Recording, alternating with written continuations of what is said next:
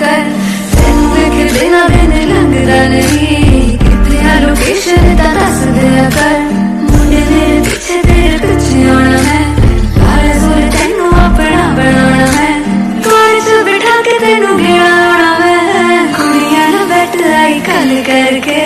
गल तां जकीना तेरी बनी हुई है एक तां सही तू